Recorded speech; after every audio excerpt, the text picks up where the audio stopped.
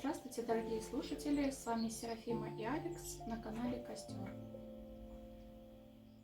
Уважаемые зрители, раньше мы вели свои репортажи и беседовали с открытой аудиторией. А сейчас мы переходим в интернет-пространство, чтобы до большего количества зрителей и желающих познать духовные тайны донести то, что хочет Бог сегодня передать. Я хотел бы сегодня ответить на многие вопросы, которые интересуют огромное количество людей. Поскольку сегодня непростые времена для человечества, и хотелось бы, чтобы вот в этом прогрессе атак космических на Землю, в процессе блуждающих церквей найти правильный путь для диалога с Богом. Что значит диалог с Богом? Диалог с Богом рождается в процессе несения креста. Слова кажутся обычные, многие думают, что знают, что такое крест, и видят его частое внешнее проявление на куполах церквей, на крестящихся людях, на крестящихся людях.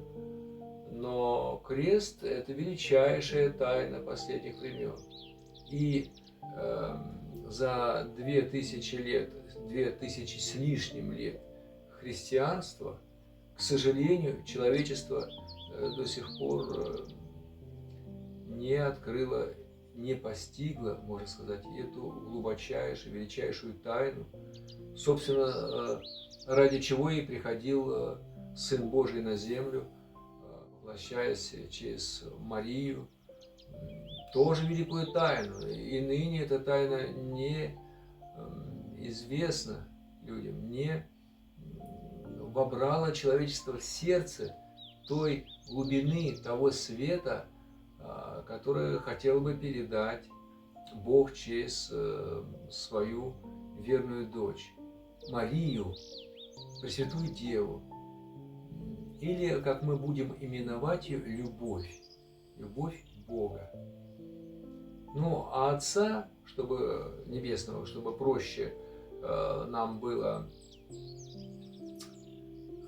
находить пути к постижению великой любви, будем называть доброта. Вот. Итак, я бы сначала открыл тайну креста. Ну, с вашего позволения скажу коротенько. То есть, вот что же такое крест? Когда-то было сказано: возьми крест свой, следуй за мной. Что такое крест? Каждый человек и большинство, наверное, людей понимает, что это там родить ребенка, построить дом, там, так сказать, да, дерево посадить. Деревья у нас целая тайга, и жгут ее, и палят ее, и пилят ее, а их все больше. Зарастает центральная Россия деревьями, домов огромное количество, и человечество не теряет своей рождаемости, все больше и больше становится, как мы видим. Но где здесь крест, уважаемые? Где здесь крест? Крест есть короткое, но очень точное определение этой великой тайны. Что же такое крест? Крест – это способность человека проводить божественный свет на ближних и на окружающий мир. Вот. Что такое крест? Это не крест, это божественный свет. Но возникает вопрос, что же такое несение креста? Вот несение креста. Несение креста – это как раз сопротивление тьмы при прохождении света через сердце человека, сопротивление тьмы, которая сопротивляется прохождению света на окружающий мир и на ближних.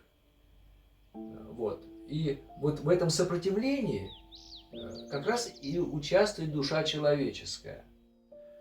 Тьма – это необоженное пространство, это, есть понимание абсолютной тьмы, это там, где вообще нет еще Бога.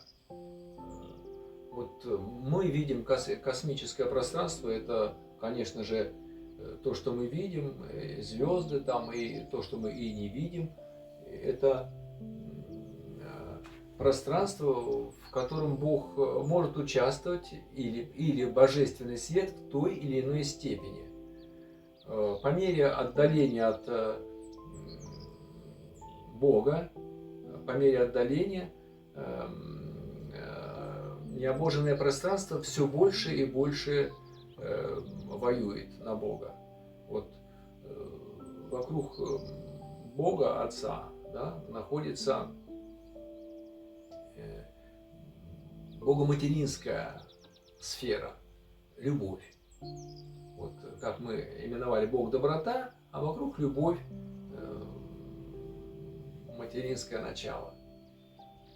И души человеческие рождаются в лоне богоматеринского начала, но вот от любви отеческого и материнского начала они как раз и зачинаются.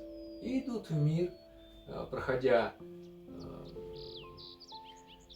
изначально ангельские миры, потом святые миры, которые находятся подобие Млечного Пути, такого вокруг Бога. И приходят на Землю, на нашу планету и на многие другие планеты, которые находятся в таком смешанном состоянии.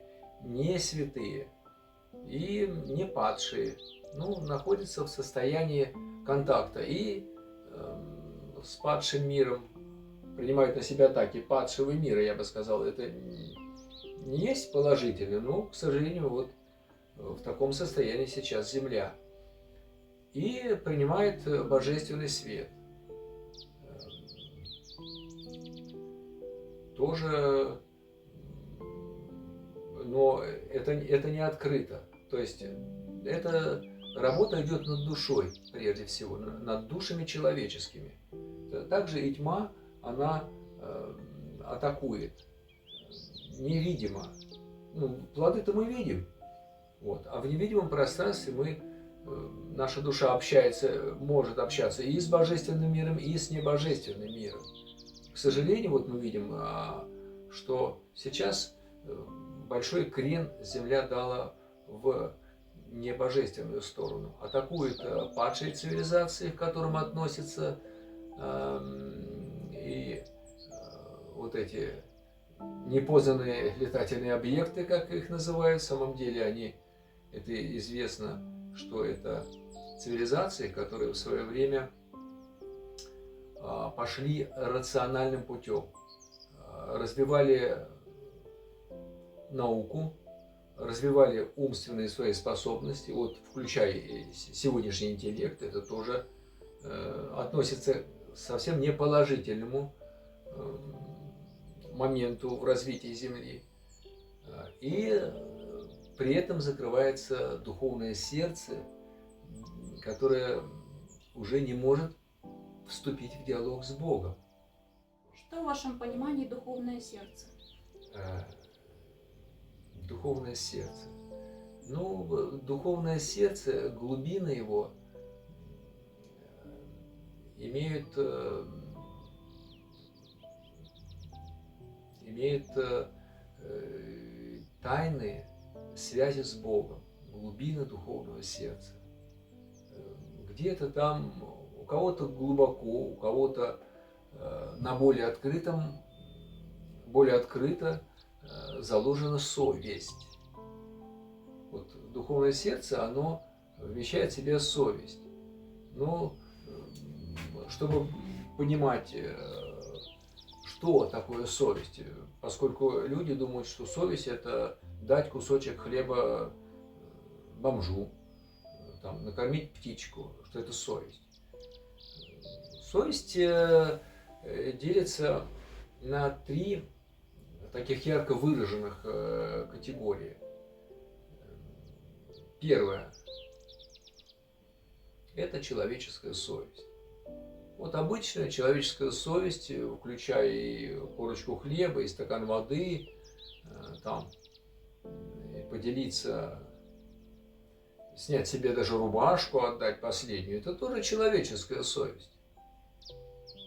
Вот. Есть духовная совесть, поскольку сердце духовное, божественная совесть. То есть это такой канал, который соединяет духовное сердце напрямую с Богом. Прямой диалог. Не надо никаких посредников. Прямой диалог с Богом, который не позволяет поступить неправильно. Не позволяет вмешаться каким-то посторонним силам, которые всегда хотят закрыть сердце от Бога. Ну, я не имею в виду каких-то ваших любимых, ближних, очень там дорогих, а зачастую это разного рода учителя, которые могут встретиться на каждом шагу. Вот, некие такие. Поэтому духовная совесть – это вот тончайший нерв, тончайшая пластина, которая улавливает вибрации Бога, вибрации Его любви, вибрации Его доброты. И в закреплении к этому диалогу, чтобы вот не потерять такое драгоценное сокровище, как диалог с Богом, соответствующие поступки должны быть у подобного человека. Ну и есть эго-совесть. Это совесть, воспитанная врагом рода человеческого, перевернутая совесть, которая всегда работает на эгоистическое начало самого человека. Духовное сердце, оно как раз тогда именуется духовным, когда в нем развита божественная совесть, которая позволяет и состояться в человеке диалогу с Богом. Только такой человек, но хочу заметить, как определить, духовная у человека совесть, душевная или вот такая вот змееподобная, эгоистическая, самовлюбленная такая. Прежде всего, вера, она, ну, я бы сказал, начинается с покаяния. Потому что без покаяния невозможно очищение духовного сердца, очищение пространства вокруг человека. Например, можно много говорить о добрых делах, а самому добрых дел и не делать. Призывать из сердца путем очищения совести нисколько не приближает. Потому что Бог, Он жаждет вступить с человеком, со своей любимой душой, которую любит бесконечно, вступить в диалог. Именно вот от сердца к сердцу Бог желает. Но деньги, богатство, как правило, это ведь не Бог дает. Именуется это в духовном мире как мамона, то есть процесс обогащения человека. богатство очень затрудняет вот, духовное восхождение. Непомерно затрудняет духовное восхождение. Потому самому человеку ему на земле много не надо. Чтобы поесть, попить и одеться, на это совсем не надо каких-то там золотых слитков. Вот. Это значит, нужно быть нищим? Ну, сама по себе нищета, она не приближает. Совершенно справедливый вопрос. Сама нищета, она не приближает к Богу ни разу. Более того, некоторые нищие совершают такие преступления, тяжелейшие поступки и относительно Бога и человека. Не нищета приближает к Богу. Не надо быть не нищим, а надо быть верным и полюбить Бога. А полюбить – это значит быть Ему благодарным. Вот. А благодарность она тогда может возникнуть, когда ты принимаешь, когда душа человеческая принимает свет, она понимает ему цену, она принимает свет и понимает, что вот прекраснее этого состояния, вот, когда на тебя изливается свет божественный, нету просто. Невозможно его ничем заменить. Никаким наркотиком, никаким шнапсом дорогостоящим, вискарем там. Ничем невозможно заменить божественный свет. Это когда человек принимает божественный свет, когда его душа принимает, он на какие-то мгновения оказывается в лоне Небесной Матери. То есть этот свет проходит через сердце Небесной Матери. И человек, когда душа принимает этот свет, он на какие-то секунды вот вспоминает это лоно, это нежность, эту любовь, неописуемую и непонятую человечеством, к сожалению. Поскольку мы видим, что люди пренебрегают и любовью Божьей Матери, и любовью Небесного Отца, идут путем этой любви. Спасибо за такой хороший и интересный диалог. Пожалуйста, всегда рад.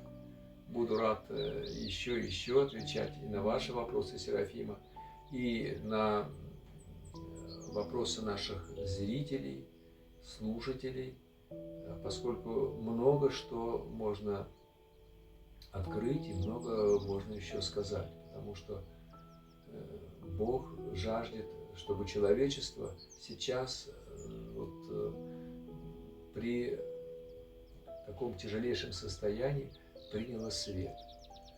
Свет изливается, люди не имеют возможности его принять, поскольку сердце их занято.